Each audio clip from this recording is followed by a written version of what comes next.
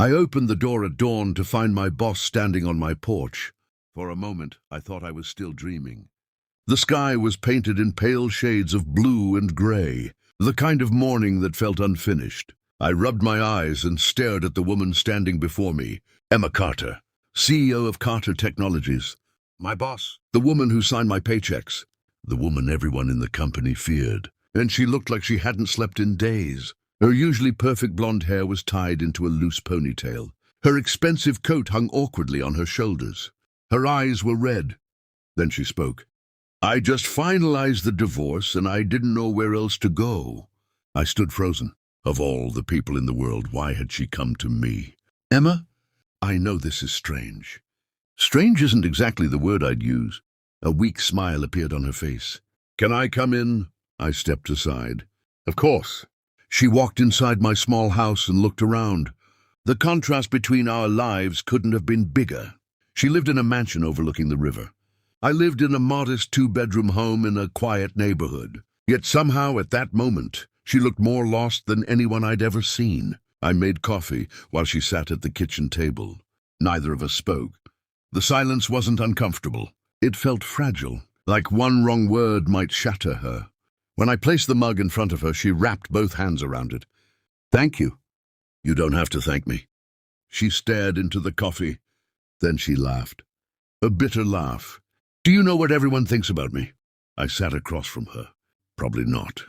They think I'm strong. You are. They think I always know what I'm doing. I didn't answer, because that part wasn't always true. Even the most successful people got lost. Emma looked out the window. I spent 15 years married to a man who stopped loving me a long time ago. Her voice cracked. I just didn't want to admit it. The vulnerability shocked me. At work, she was intimidating, confident, untouchable. This woman sitting across from me felt completely different. Human. Broken. Real. Why come here? I asked gently. She looked at me. For several seconds, she didn't answer. Then she said something I never expected. Because you're the only person who ever treated me like a person instead of a title. The words hit harder than I expected. I remembered the day she'd hired me. Everyone else in the interview had spent their time praising her. Success, I had simply answered her questions. Nothing more, nothing less. Apparently she remembered. The morning stretched into afternoon. She told me stories about her marriage, about missed anniversaries, broken promises, lonely dinners, pretending everything was perfect in front of cameras and shareholders. I listened. Sometimes that's all people need. Someone willing to listen. By evening she seemed lighter. Not happy, but lighter, as if speaking the truth had finally loosened a weight she'd carried for years. When she stood to leave, rain was pouring outside. I glanced toward the storm. You shouldn't drive in this. She looked outside. Probably not. I hesitated. Then I pointed toward the guest room. You can stay here tonight. For a moment she looked stunned. Then tears filled her eyes. I don't want to be a burden. You're not. That night she stayed. Nothing inappropriate happened. Nothing romantic. Just two people sitting in a living room while rain hammered against the windows. Talking, laughing, healing. For the first time I saw Emma Carter without the armor, and I realized how lonely she truly was. The next morning she left before sunrise. By Monday she was back in the office. Perfect suit, perfect posture, perfect smile.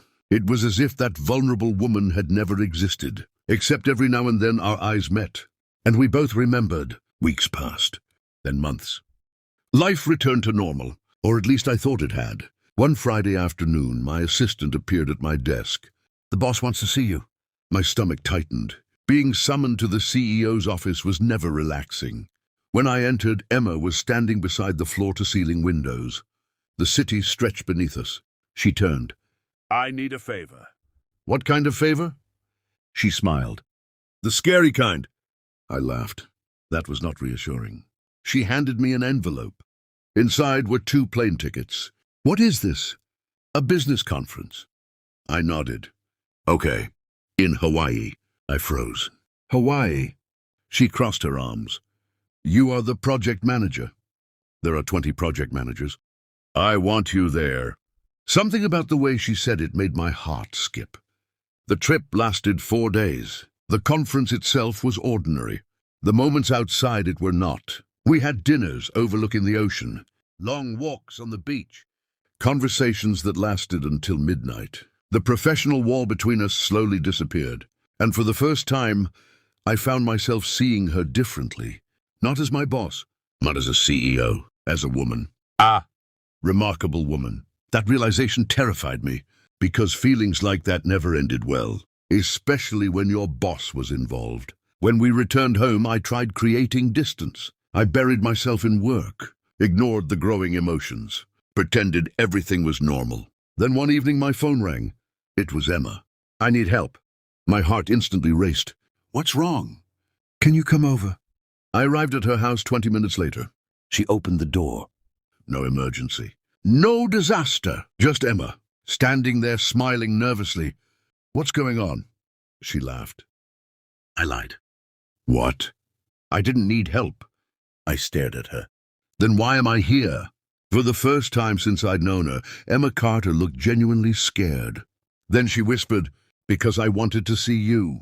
The world stopped. Every rational thought vanished. Every professional boundary blurred.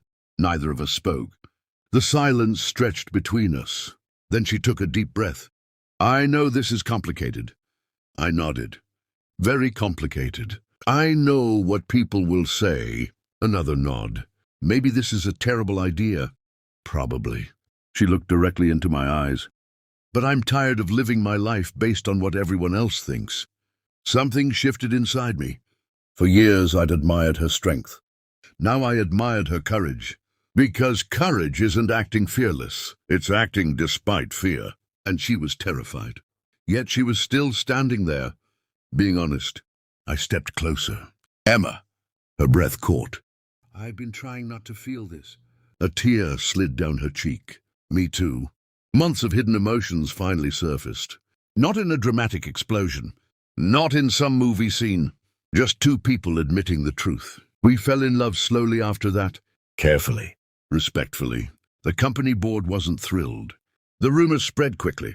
Some people claimed I was after her money. Others insisted she'd shown favoritism. The criticism hurt, but not as much as losing each other would have. For the first time in her life, Emma stopped trying to please everyone. And for the first time in mine, I stopped worrying about whether I was good enough, because she never cared about my bank account, my title, my status. She cared about me. The man who opened a door one cold morning. The man who offered coffee. The man who listened. A year later, she resigned as CEO. Nobody expected it. The media called it shocking.